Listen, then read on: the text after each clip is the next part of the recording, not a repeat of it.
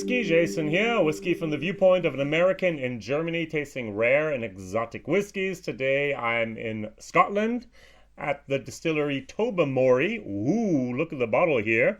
The Single Cask Limited Company from UK.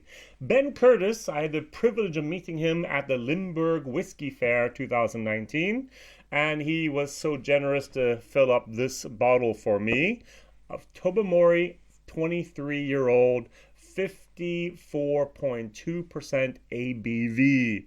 As a single cask, cask number 1201, we know that it was distilled on the 18th of July, 1995, and we know that it was bottled on the 19th of December, 2018, making it 23 years old. We also know there's 161 bottles from this cask. Now, Ben Curtis and the Single Cask Limited Company makes an interesting postcard for each and every one of their bottles. This is their tasting notes. So this is not the Tobermoray, this is a Legic. This is a sister cask because Legic is then basically the peated version of Tobermoray, which is both produced at the same distillery on the Isle of Mull.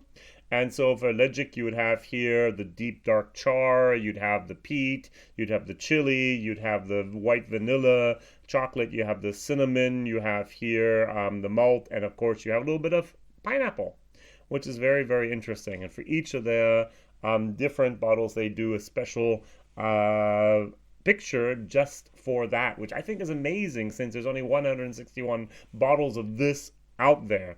And so I'm just happy that the label is correct, let alone that they have their own little advertising picture for that. Now, Tobermoray and we have not had a very long history so far. This is one of those distilleries that's very much under the radar for me. Founded 1784, closed between 1930 and 1972. That's 42 years. 1981 to 1989, closed again. Burnt Stewart Distillers bought the distillery, and then now we have the new owners called Distell. Distell, Distell, are from South Africa, and they bought this distillery. One of the first things they did after buying it was to make up plans and figure out what they needed to do, and so they closed down the entire distillery. The visitor center was still open in March of 2017 and renovated and basically modernized the entire distilling plant until February of 2019. So between March of 2017 and February 2019, there was no spirit actually produced. Just like we know with Glendronach, the years that it was closed, there's always that little gap. So if we ever have the Glendronach 18, we know, oh, it's actually 20-year-old juice in there. And the same thing's going to happen here also with Tobermoray as well as Legic. So the island of Mull, this is one of the biggest tourist attractions on the island. It should, and as I haven't been there myself, but the people who have been there say it's a very, very beautiful place. All right, whiskey base number 130305. Over here in Germany, I'm going to pay 184 euros for this. At the Masters of Malt, I could get it in England for 154 euros, but then shipping and blah, blah, blah. All right, so Slanche. Now on the nose, it's a fairly light summer whiskey. Vanilla, mint, lime, a tiny little bit of ginger, a little bit of the vanilla if I haven't mentioned it yet, maltiness. What really is missing is the wood. It's a very, very light, almost, I have to imagine the wood is there. I mean, even if you look at this, this is 23 years in the bottle. It looks like, apple juice is darker than this, all right? So this is, let's see here. What do we have here? Oh, this is a bad. This is a German whiskey, which is 3 years old. You can tell the difference here. It depends on the wood you're using.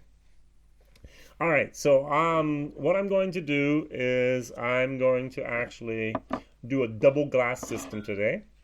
This is cask strength, so I'm a little bit worried. Now it's 54.2%, so I have here my with water and I have here without the water. So first of all, without the water.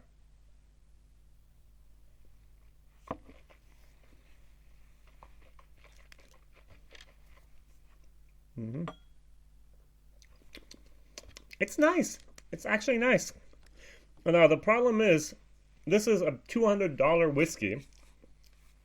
This is a 23-year-old Tobermoray, and I would expect to go, wow! And I'm just going, oh, it's nice. You could give me a... Sorry, Ben. You could give me a Glenlivet, 12-year-old first fill. And this is just spontaneous, as I sometimes am. And so this is, of course, a little bit higher proof. I'm going to dilute this down a little bit.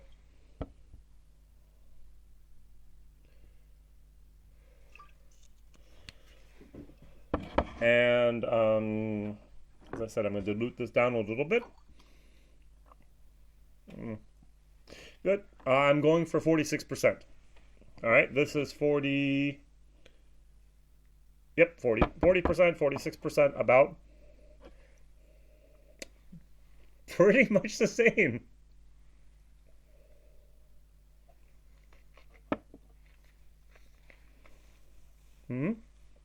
Nice.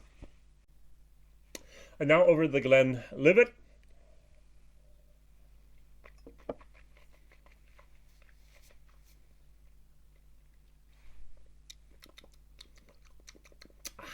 It's a first fill. It's got more oak. It's a little bit more bitter. I should have taken a different, the Glenlivet normal 12. I'm sorry. But what I'm trying to, the point I'm trying to get across to myself is, unfortunately, for me, WhiskyJason, whiskey from the viewpoint, my viewpoint here of an American in Germany, is that this Tobermoray 23 has very little USP. There's no unique selling proposition here. It doesn't woo me. It doesn't wow me in any manner. Now, maybe it's exactly what it's supposed to be. It's supposed to be a delicate. It's supposed to be a very almost very, very delicate, a very, very not sophisticated, but a very light whiskey. Great! But I'm not going to pay $200 for that. At least not voluntarily. If I may, I'm going to read the official tasting notes here that I have for the... Unfortunately, I don't exactly have this bottle. What I have here is the 22-year-old from 94. A Tobermoray 54.8 instead of 54.2. Coastly salinity coupled with acetone. I don't know if we have to use the word acetone here. Green tobacco leaves, well, maybe not. Mint, yes, while pepper and juniper initially. Juniper's my gin. Not really. And then they say flint, gunpowder, and musky oak develop with sage and thyme. Okay. I don't have much of that either. So the palate is a sea salt, white pepper, lime, and barley sugar emerge initially. And wet slate. I've never tasted wet slate.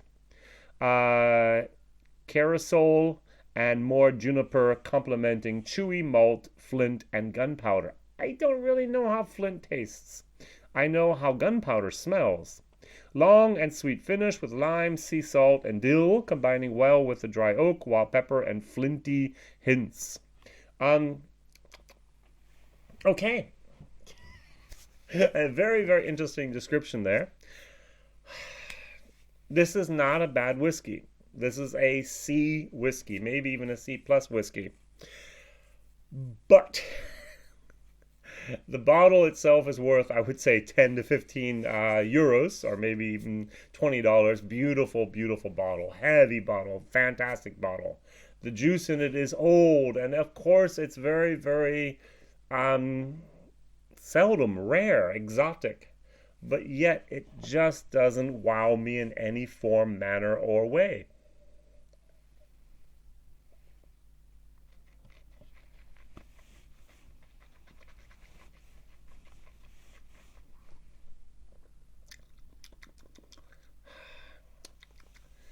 Yeah, I do get the juniper now. Maybe that's my problem. I don't like juniper. I'm so sorry. All right, good. Value for money, absolutely a fail in my personal opinion. I am positively sure there are other casks out there that I would love here from the Single Cask Limited Company, www.thesinglecask.co.uk. Unfortunately, I didn't have it at Tobermoray. That's the problem here. All right, get rid of this bottle here. Thank you very much for watching. My question of the day is very simple. What is your favorite bottling from Tobermory and or slash Legic? I'm not really sure. I haven't had enough from Tobermory. I think they now just released for their reopening a 12-year-old, and I would like to get my hands on a little bit of that and try that, but I really don't know. I'm not qualified enough actually to be reviewing a Tobermory at this level and complaining about it, how good or how bad it is, because I'm just missing my expertise for that. Unfortunately, this video channel deals with my journey towards the whiskey expert, and now I have another building block that I'm going to have to build on top of and learn even more.